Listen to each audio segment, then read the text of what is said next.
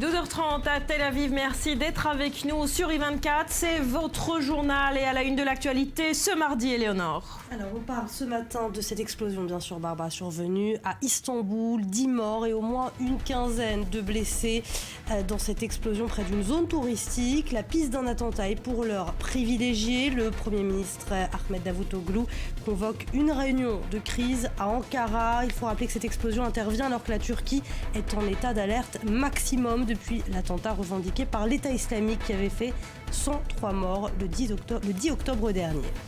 À Marseille, la garde à vue du principal suspect dans l'agression d'un enseignant juif hier prolongée de 24 heures. Ce mineur âgé de 15 ans dit avoir agi au nom d'Allah. Sa garde à vue ne pourra pas dépasser les 48 heures. Et puis ce cruel accident pour Sébastien Loeb et son copilote sur le Dakar 2016 alors qu'il occupait la tête au volant de sa Peugeot. L'équipage a fait plusieurs tonneaux hier lors de la 8e étape entre Salta et Belen. Et puis le Venezuela plongé dans une crise politique. La Cour suprême de justice a invalidé toutes les décisions du Parlement contrôlé par l'opposition qui poursuit, vous le savez, son bras de fer avec le pouvoir chaviste en présentant un projet de loi d'amnistie pour les prisonniers politiques. Voilà pour les titres à la une de ce mardi. Merci Éléonore. Et justement, on va prendre la direction tout de suite d'Istanbul pour tenter d'en savoir plus sur cette explosion en plein cœur de la ville. Avec nous, Quentin Raverdi, vous êtes notre correspondant en Turquie. Est-ce qu'on sait désormais avec certitude s'il s'agit ou non d'un attentat terroriste ? Voilà, je ne sais pas si Quentin nous entend. On va rétablir la liaison. Quentin ? Voilà, on va essayer peut-être de... Voilà, un problème de liaison avec notre correspondant à Istanbul. On va évidemment la rétablir dans quelques instants. La une également ce mardi, ils ont été rebaptisés les affamés de Madaya. Les habitants de cette ville syrienne sont en danger de mort. Ils sont affamés. Plusieurs camions de la Croix-Rouge sont entrés dans cette ville assiégée depuis 6 mois par l'armée. Gabriel Nolin. À Madaya, l'ONU veut évacuer 400 civils en grand danger de mort. Reste encore à obtenir l'accord de Damas. Nourriture, médicaments, couverture, les 44 camions d'aide humanitaire dépêchés par l'ONU et la Croix-Rouge sont arrivés lundi dans la ville et 21 autres sont rentrés dans 2 autres localités chiites encerclées par les rebelles. À Madaya, ville assiégée par le régime de Bachar el-Assad, les ONG dressent un bilan lourd. 18 personnes sont mortes de faim depuis décembre. Seul moyen de survivre pour certains, manger des chats et de l'herbe. Aucune aide humanitaire n'était arrivée dans la ville depuis le 18 octobre. Notre situation est très difficile. Nos enfants meurent de faim, nos corps tremblent. Nous avons commencé à perdre conscience à cause de la faim. Nous souffrons d'anémie et beaucoup de maladies. Nous n'avons pas de nourriture, même pas du pain. Il n'y a pas d'eau, pas d'électricité, pas de chauffage. Nos enfants pleurent toutes les nuits. On est incapable de trouver de quoi les nourrir. Beaucoup d'habitants attendent désespérément de pouvoir partir. Des images d'enfants squelettiques supposés de Madaya avaient fait le tour des réseaux sociaux, indignant la communauté internationale. Suite à la pression, le régime syrien a finalement accepté de laisser entrer l'aide humanitaire, mais affirme toujours que les photos sont fausses. Le cas de Madaya n'est pas unique. En Syrie, les civils sont les premières victimes de la guerre, qui dure depuis 5 ans. Selon l'ONU, 400 000 personnes au total sont coincées dans des villes assiégées par l'armée de Bachar el-Assad ou par les rebelles. Et c'est le chiffre du jour, $100 le kilo de farine. C'est le prix affiché en Syrie en ce moment. Les populations assiégées, on l'a vu, sont désormais obligées de se nourrir de feuilles et d'herbes. La situation sanitaire est catastrophique dans le pays. La famine est devenue une arme de guerre pour le régime. Cyril, c'est ce que vous nous expliquez. Oui, Barbara, c'est une tactique vieille comme le monde, affamer les gens pour les amener à se soumettre. Barbara, regardez plutôt ce graffiti retrouvé sur les murs de Madaya, écrit par les soldats de Bachar el-Assad. El jour al rukour, traduction prosterne-toi ou meurs de faim. Alors pour ne pas mourir de faim, eh bien voilà à quoi en sont réduits les habitants de Madaya. Je connais quelqu'un qui attrapait des chats, les égorgeait et les donnait à sa mère en prétendant que c'était des lapins. Je connais d'autres personnes qui mangeaient ce qu'il y a dans les poubelles ou d'autres qui mangeaient de l'herbe. Voilà, la fin devenue arme de guerre donc en Syrie, elle est utilisée en premier lieu, vous l'avez dit, par le régime de Bachar al-Assad. Pourquoi ? Pour réduire, sans trop de pertes, sans avoir trop de morts du côté des soldats syriens, les poches de résistance rebelles dans les endroits stratégiques, notamment à Madaya, qui se situe donc dans les faubourgs de Damas. Mais attention, l'arme de guerre de la famine est utilisée également par les rebelles sunnites comme à Fouad ou à Kafraya. Ce sont, Barbara, 2 villages chiites qui sont encerclés donc par les rebelles sunnites. Du coup, les civils eh bien, sont devenus les pions d'un jeu meurtrier. Selon un récent rapport de l'ONU, il y aurait, Barbara, 400 000 Syriens qui souffriraient de la faim dans une quinzaine de zones assiégées en Syrie. Voilà, 400 000 Syriens en danger de mort à cause de la famine. Alors on l'a vu, plusieurs camions de la Croix-Rouge sont entrés dans cette ville de Madaya depuis hier. Est-ce que ça va suffire ? Non, soyons très clairs, ce n'est pas 44 camions qui vont régler durablement cette situation. Il faudrait des largages beaucoup plus massifs, beaucoup plus intensifs. On se souvient notamment de la coalition qui avait parachuté des vivres sur Sinjar à l'époque où les Yézidis étaient encerclés aussi, c'était en 2014. Et puis Madaya, c'est à 1 minute de vol de la frontière libanaise, c'est-à-dire que les Occidentaux pourraient en faire plus. Pourquoi ils ne le font pas ? Sans doute parce que le 25 janvier prochain, des négociations s'ouvrent à Genève sur l'issue de la crise syrienne. Voilà pour cette situation en Syrie. Merci Cyril. Et pendant ce temps, la guerre contre Daesh se poursuit. À noter cette frappe américaine en Irak, cette fois à Mossoul. Un bombardement inhabituel puisqu'il a visé des millions de dollars dans le viseur. Une réserve d'argent liquide du groupe État islamique. Ce genre de réserve de cash avait déjà été visée dans le passé, mais celle-ci serait la plus grosse jamais bombardée. Et toujours concernant l'État islamique, écoutez ces drôles d'instructions. Porter de l'aftershave et se raser de plus près. Ce sont les conseils pratiques pour devenir un bon loup solitaire de l'État islamique. Un guide pratique en anglais vient d'être publié. Mathias, vous nous en dites plus. Alors je rebondis juste sur votre phrase, raser de plus près, ça on le sait, puisque tous les kamikazes, tous les attaques suicides, en général, le musulman doit se raser de près pour accueillir les 72 vierges une fois qu'il est au ciel. Alors, de manière plus générale, ce manuel qu'a mis en ligne Daesh, traduit de l'anglais, s'intitule « Ligne directrice de sûreté et de sécurité pour les Moudjahidines, loups solitaires et petites cellules » et propose, vous allez le voir et vous le voyez sur ces images, une image de New York sous les flammes. Alors, plusieurs mesures, utilisation de certains téléphones cryptés, aller en ligne sur des réseaux protégés et déceler des espions dans des petites cellules. Tout cela, on le sait, mais de manière très inattendue. Vous en avez dit peut-être vous avez cité 2 exemples, on va voir les autres. Tout simplement, mettre de l'aftershave, utiliser du parfum avec alcool, parce que normalement les musulmans utilisent, en tout cas pieux, du parfum non alcoolisé, et selon Daesh, cela pourrait être décelé par les services de renseignement de mettre du parfum non alcoolisé. Voilà pourquoi il leur conseille de mettre avec d'alcool et se déguiser en chrétien en portant une croix. C'est-à-dire que pour Daesh, tous les chrétiens du monde entier portent une croix et donc il faudrait se déguiser comme eux. C'est la première fois que Daesh publie ce genre de guide et en anglais aussi ? Non, parce qu'en juin, des extrémistes britanniques liés à Daesh avaient publié un premier manuel expliquant comment réaliser des bombes artisanales, en anglais Iraq type, c'est-à-dire de type de celles utilisées en Irak dans des marchés, dans des hôtels comme on a vu tout récemment, et se servir d'armes de guerre avec efficacité. En clair, des AK-47, ne pas tirer dans la foule, mais bien précisément, le but étant d'éviter d'organiser la logistique de Daesh, c'est-à-dire de pouvoir transporter des personnes d'Europe vers des lieux où se situe Daesh, Syrie ou Irak. Merci Mathias, voilà pour ce petit guide pratique. Retour en Israël où les services de sécurité craignent un attentat d'envergure signé par le Hamas. Le mouvement terroriste serait en train de consolider ses bases en Cisjordanie, alors qu'à Gaza, son arsenal serait en train d'être remis à niveau. Explication, Maxime Pérez. Une nouvelle confrontation entre Israël et le Hamas est-elle aussi proche qu'inévitable ? Sur le terrain, le mouvement islamiste palestinien fait tout pour changer les règles du jeu. Il ne s'agit plus d'encourager un soulèvement en Cisjordanie, mais de transformer l'intifada des couteaux en une insurrection armée et meurtrière. Ces dernières semaines, l'armée israélienne a démantelé plusieurs cellules dormantes du Hamas dans les zones sous contrôle de l'autorité palestinienne. Des projets d'attentats suicides et d'attaques à l'arme automatique ont été déjoués. S'ils parvenaient à se concrétiser, Tsahal serait alors contraint de muscler ses opérations en Cisjordanie, au risque de provoquer un embrasement avec le Hamas.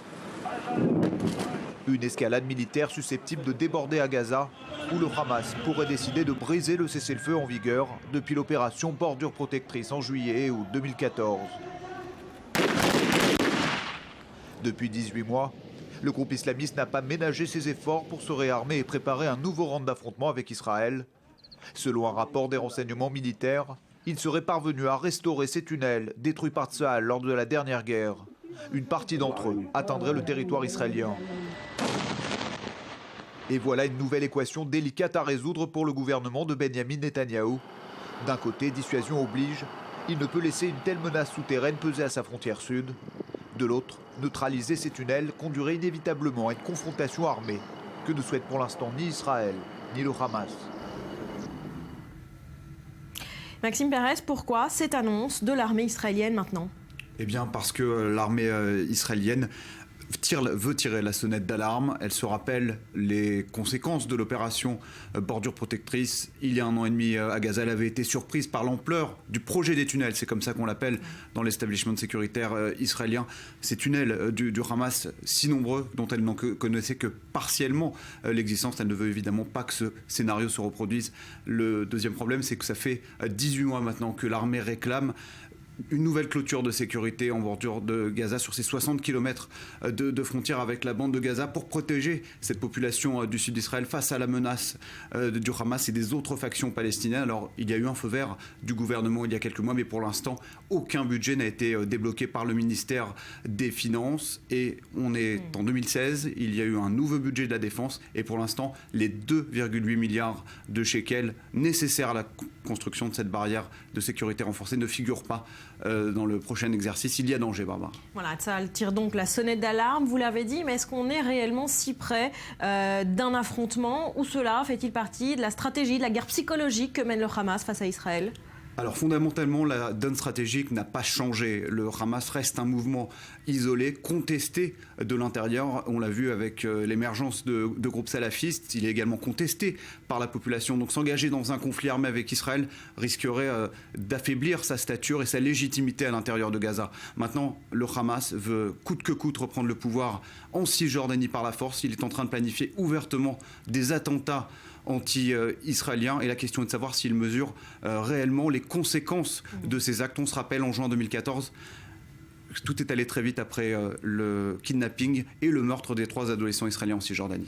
Merci Maxime. Et dans cette guerre sans répit, ces images, elles sont rares. Opération nocturne de l'armée israélienne. Objectif, arrêter des terroristes avant qu'ils ne passent à l'acte. Opération souvent risquée. Julien Baloul et Amit Edelman ont pu suivre l'une de ces unités commando. Il est près de minuit, nous sommes au sud de Naplouse, en Cisjordanie. À l'heure actuelle, les services de renseignement israéliens écoutent les conversations d'un suspect qui est recherché pour son implication dans plusieurs attentats. Si les services de renseignement confirment sa présence dans sa maison, eh bien, les soldats qui sont réunis actuellement derrière moi partiront en mission pour tenter de l'arrêter. Nous allons les suivre. La présence d'une caméra dans ce genre d'opération est extrêmement rare. Chaque arrestation requiert une préparation différente en fonction de la dangerosité du suspect et de la configuration des lieux. Dans le cas présent, Tsahal s'attend à de possibles affrontements. Afin de surprendre l'homme recherché pendant son sommeil, décision est prise d'entrer directement par la fenêtre de la chambre à l'étage de sa maison. Les soldats s'entraînent donc à escalader tout en sécurisant les alentours. Les gestes sont précis. Dans quelques heures, ce ne sera plus un exercice. Le moindre faux pas peut rendre la situation hors de contrôle. Je me sens prêt, je connais les soldats qui m'entourent. Sans avoir à parler, chacun sait ce qu'il a à faire, on se comprend tout de suite, il n'y a pas de place pour la peur.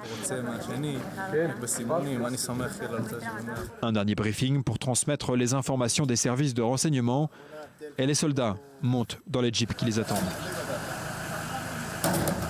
Ils en descendent quelques minutes après et se préparent à entrer en action. Les armes sont vérifiées une par une. Le sérieux prend le dessus.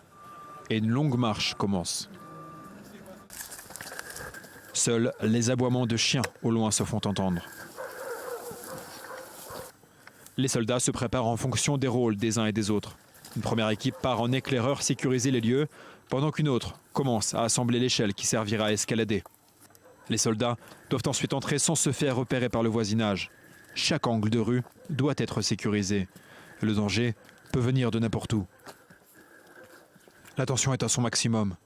Les soldats ont escaladé la façade de la maison. En silence, ils ouvrent la fenêtre et entrent. Un homme est tout de suite appréhendé, mais il n'est pas l'homme recherché. L'armée le soupçonne toutefois de savoir où se cache le terroriste du Hamas. La discrétion n'est plus de mise. Après quelques dizaines de minutes, le Shabak arrive à collecter les informations nécessaires et les soldats mettent enfin la main sur le suspect. Positif. Revenez au point de départ, le suspect est entre nos mains. L'homme n'oppose pas de résistance. Il se savait recherché et s'était caché à quelques pas de la maison. Il est immédiatement transféré pour interrogatoire. Ses aveux pourront peut-être permettre d'éviter un nouvel attentat en Israël. 12h45 à Tel Aviv, bienvenue. Si vous nous rejoignez, c'est le journal, vous êtes sur I24, l'essentiel de l'actu avec vous, Éléonore. Et oui, à commencer par cette explosion ce matin, explosion meurtrière à Istanbul, en plein centre touristique, 10 morts et au moins une quinzaine de blessés. La piste d'un attentat terroriste est privilégiée. Le Premier ministre Ahmed Davutoglu convoque une réunion de crise cet après-midi à Ankara. Et puis en France, à Créteil, un conseiller municipal et républicain a été retrouvé mort aujourd'hui à son domicile. On ignore à cette heure les circonstances de sa mort. D'après les premières informations, le septuagénaire a été battu. L'appartement où il vivait entièrement fouillé. La brigade criminelle de la police judiciaire de Paris est chargée de l'enquête.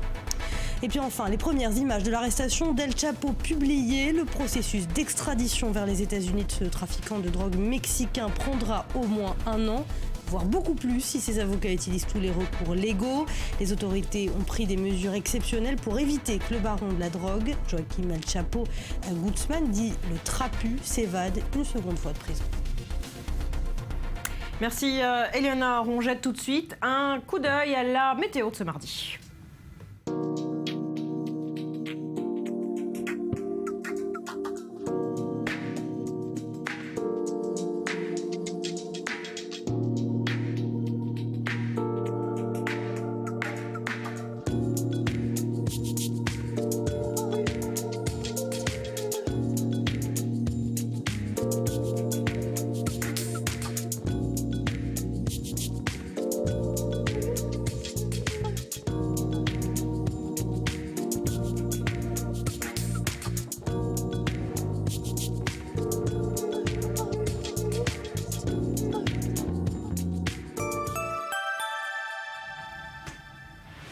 En économie, l'info du jour, c'est ce nouveau record. Le pétrole est à son plus bas niveau depuis 12 ans. David Neyman du service éco. Pourquoi les cours du pétrole poursuivent leur chute comme ça ? Voilà, alors qui s'en souvient, il y a 1 an et demi seulement, le baril de Brent, la référence européenne, était à $115. C'était en juin 2014 et depuis ce moment-là, les cours se sont effondrés de 70%. Donc on est tombé, vous l'avez dit, c'est du jamais vu depuis 12 ans, à $31,3 ce mardi. Alors après Goldman Sachs, maintenant c'est Morgan Stanley qui évoque un baril peut-être bientôt aux alentours de $20, donc ça devient vraiment inquiétant. Alors les ingrédients, on les connaît, la demande mondiale qui stagne, à l'image de la croissance chinoise, qui était un petit peu jusqu'ici le moteur de la demande, le dollar qui se renforce, or le pétrole s'achète en dollars, donc un dollar plus cher, ça refroidit les acheteurs potentiels, et surtout l'offre qui est surabondante, on est en surproduction de 2 millions de barils par jour sur un total de 80, ça fait beaucoup, et là un seul coupable sur ce point pour beaucoup, c'est l'Arabie Saoudite, qui a quand même réussi à embarquer dans sa stratégie l'ensemble des pays de l'OPEP, donc 40% de la production mondiale, stratégie qui consiste donc à maintenir le même niveau de production pour casser les prix et pour contrer l'avancée du pétrole américain, le pétrole de schiste, et le retour sur le marché de l'Iran qui est prévu l'an prochain, vous le savez, avec le retrait des sanctions a priori. Donc une politique de la terre brûlée qui est dangereuse pour tout le monde, pour tous les pays producteurs, y compris pour l'Arabie Saoudite, puisque figurez-vous que d'après les experts, si les cours restaient à ce rythme-là, d'ici 2 ans, l'Arabie Saoudite serait en faillite tout simplement. Donc on puise dans les réserves en ce moment pour un petit peu payer les dépenses. Donc ce qui est intéressant, c'est que cette fois le président aujourd'hui, le président de l'OPEP, un Nigérian, Kashiku, qui a annoncé qu'il souhaitait une réunion extraordinaire de l'OPEP au plus tard dans 2 mois pour parler des cours. Donc on pourrait voir peut-être l'OPEP commencer à mettre un petit peu la pression sur l'Arabie Saoudite parce que ça ne peut plus continuer comme ça. Une partie de la planète vit du pétrole, ça commence à devenir compliqué pour ces pays et ça pourrait très vite peser au final sur la croissance mondiale. Voilà, les cours du pétrole en chute libre. Merci David. Et on part aux États-Unis où le marché automobile retrouve des couleurs, des ventes records et une industrie qui repart de l'avant. La preuve, le salon automobile de Détroit a ouvert ses portes cette semaine et redevient une place forte pour la présentation de ses modèles. David Klezeski. Un salon aux allures de fête. le secteur de l'automobile se porte bien et Détroit, ville en faillite, retrouve des couleurs après avoir été frappé de plein fouet par la crise de 2008. Il y a encore quelques années, les constructeurs se faisaient discrets au salon, attirés par les opportunités en Chine notamment. Désormais, les plus prestigieux ont fait le déplacement fort de leurs bons résultats. En 2015, plus de 17 millions de véhicules ont été vendus sur le marché américain, un record. Faible prix de l'essence, accès facile au crédit et relative croissance économique sont les éléments qui expliquent cette reprise. Autre facteur, les ambitieux plans de relance économique de l'administration américaine. Souvent critiqué pour sa politique extérieure, Barack Obama peut en revanche se targuer d'avoir contribué à la renaissance de Détroit. Il y a 7 ans, l'industrie automobile américaine était au bord de l'effondrement. Depuis notre plan, nos constructeurs ont créé plus de 640 000 emplois et réduit le taux de chômage de la région de Détroit de plus de la moitié. La plupart des constructeurs affichent leur satisfaction, à l'exception notable de Volkswagen. L'ancien numéro 1 mondial s'est retrouvé au cœur du pire scandale de son histoire avec les logiciels truqués de gestion des moteurs diesel pour passer les tests anti-pollution américains. Dimanche soir encore, le patron Matthias Müller a affirmé être sincèrement désolé. Dans le même temps, les autres géants font des progrès. La morale du salon est que le malheur des uns fait le moteur des autres. Nous allons sortir un tout nouveau moteur diesel avec une efficacité encore plus grande et qui est extrêmement propre. Nous avons une croissance de 13% au niveau mondial, plus que tous nos concurrents. Et en 2016, les bons chiffres des ventes devraient rester similaires. Après avoir été tirée par les pays émergents, la croissance automobile se fait à nouveau sentir en Amérique du Nord et en Europe. En bref, et toujours aux États-Unis, c'est cette nuit que Barack Obama prononcera son ultime discours à la nation. 1 an avant de quitter la Maison-Blanche, le président américain sera devant le Congrès pour tirer un premier bilan de ses 2 mandats.